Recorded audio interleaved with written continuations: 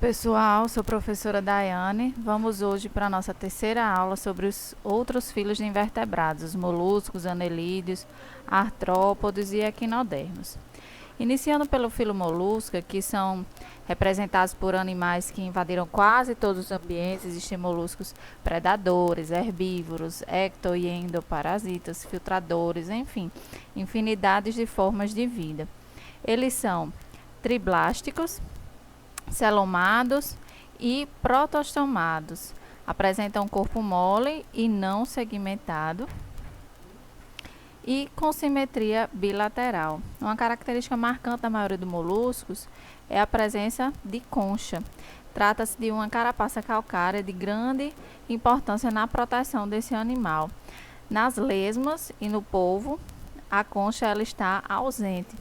E já na lula, ela é bem reduzida e interna. O seu corpo ele é organizado em 3 regiões: cabeça, pé e massa visceral.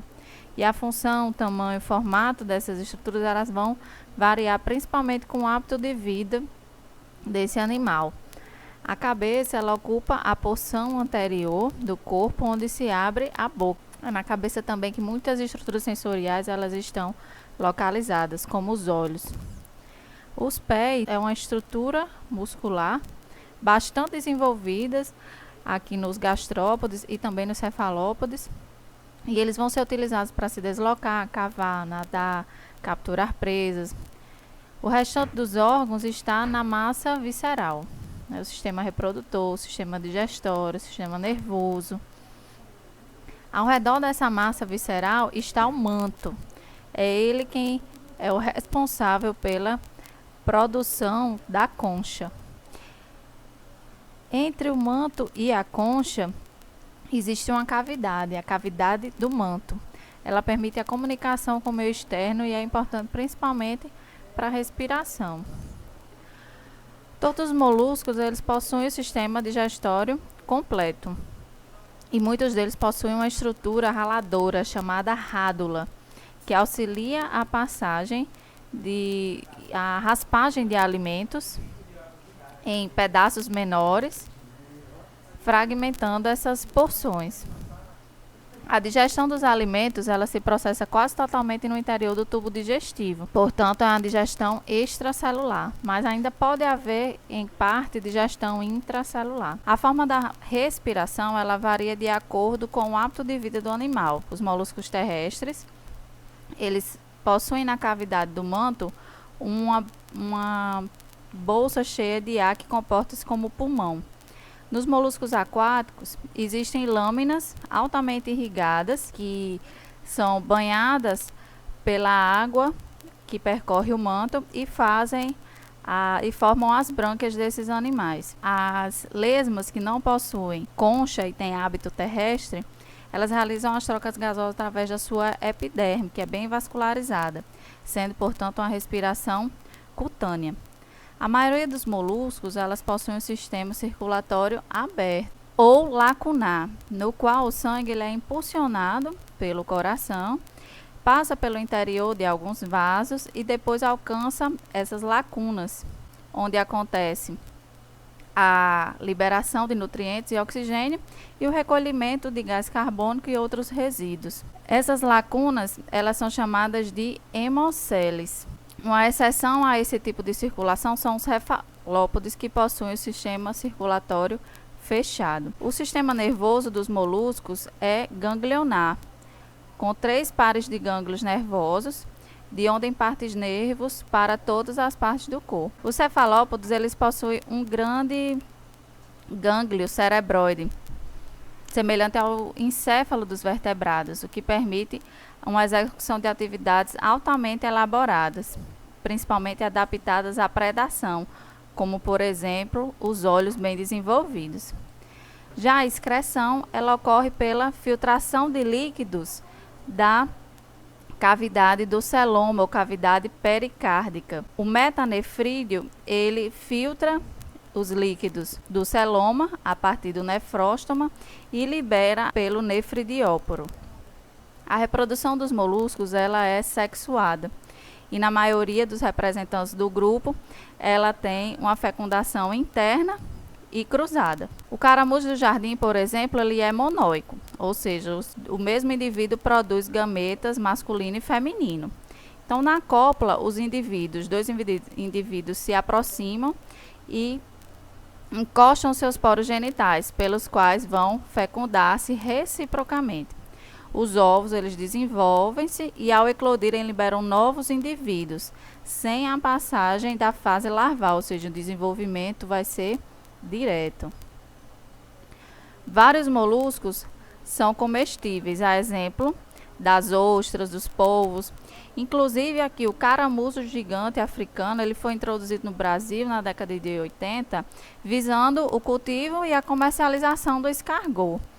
Como a ideia ela não foi muito aceita aos paladares dos brasileiros, os criadores, por desinformação talvez, eles soltaram os caracóis nas matas. Esses caracóis eles possuem poucos predadores naturais e se tornaram pragas agrícolas. Eles também podem inclusive ser hospedeiros intermediários de vários nematóides parasitas. Um outro tipo de hospedeiro intermediário do gênero Bionfalaria que participam do ciclo da esquistossomose. Alguns moluscos eles são valiosos economicamente, como por exemplo as ostras, que são responsáveis pela produção de pérolas de valor comercial. Elas são formadas pela deposição de nácar ao redor de uma partícula estranha que penetra entre o manto e a concha. Os cefalópodes eles possuem estratégias de defesa e de predação. Entre os órgãos que compõem a massa visceral da lula está a bolsa de tinta. Ela é comprimida toda vez que o animal se sente ameaçado por algum inimigo, o que provoca a liberação de tinta que sai em jatos pelo sifão. A mancha que a tinta deixa na água ela confunde o predador, enquanto a lula escapa rapidamente. Na lula existem 10 tentáculos e 2 deles são mais desenvolvidos que os demais. Já no polvo, os tentáculos são 8 e são todos iguais. Em cada tentáculo existem ventosas que aderem ao substrato que favorece a locomoção do polvo sobre rochas. As ventosas elas também são úteis na apreensão do alimento. Depois é conduzido à boca pelos tentáculos. O Philoannelida compreende cerca de 15.000 espécies, com representantes vivendo no solo, como as minhocas, na água doce, como as sanguessugas, e na água salgada, como os poliquetas. São em sua maioria de vida livre, com exceção das sanguessugas, que elas podem ser ectoparasitas.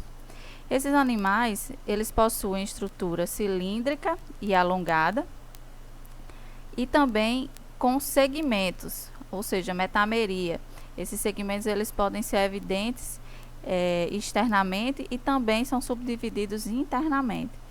Possuem simetria bilateral, têm 3 folhetos embrionários, ou seja, são triblásticos, e possuem celoma. Na superfície externa de algumas espécies, existem pequenas cerdas que dão sustentação e suporte na locomoção, sendo essa quantidade de filamentos um critério utilizado na diferenciação desses organismos. O sistema digestório é completo e a digestão é completamente extracelular, apresentando aparelho digestório compartimentalizado em regiões diferenciadas, como faringe, papo, moela. No intestino, existe uma dobra na cavidade intestinal, a tiflossole. Essa dobra ela atua aumentando a área de absorção dos alimentos e atua como as microvilosidades do nosso intestino. O sistema circulatório ele é fechado, ou seja, todo o sangue circula apenas por vasos e é impulsionado por vasos modificados que são chamados de corações laterais. A respiração ela é predominantemente cutânea, ou seja, acontece pela superfície corporal dos anelídeos, mas também pode ser branquial naqueles que são aquáticos. O sistema nervoso ele é formado por um gânglio nervoso principal ou cerebral, ligado a um cordão ventral com numerosos gânglios, um em cada segmento. Essa mesma compartimentalização ela acontece nos metanefrídeos, responsáveis pela excreção. Percebam aqui que já há uma rica vascularização próxima aos metanefrídeos, que vão otimizar a filtração do sangue. Sobre a reprodução, na maioria das vezes, os anelídeos eles são hermafroditas, ou seja, são monóicos, e por isso realizam fecundação cruzada. A cópula ela decorre entre dois animais que ficam unidos ventralmente e orientados em sentidos opostos. Deste modo, os gonóporos masculinos ficam alinhados com as aberturas dos receptáculos seminais. Após a troca recíproca de esperma, as minhocas elas separam-se. Cada animal irá então produzir um anel mucoso a partir do clitelo, que é esse conjunto de segmentos aqui diferente. Por contrações do corpo, esse anel ele vai sendo empurrado para a zona anterior, passando pelas aberturas sexuais femininas, que libertam os óvulos, e pelas aberturas dos receptáculos seminais, que libertam os espermatozoides. Em seguida, o anel ele vai ser libertado pela extremidade anterior do animal e vai formar um casulo. Esse casulo ele vai proteger esses gametas e vai ser onde vai acontecer a fecundação, que vai ser externa. Dali surgirão diretamente pequenas minhocas sem estádios larvais, ou seja, o desenvolvimento vai ser direto. O clitelo, então, dessa forma, ele vai funcionar como órgão reprodutor acessório, secretando material viscoso, que ao formar o casulo, ela garante a reprodução no ambiente terrestre.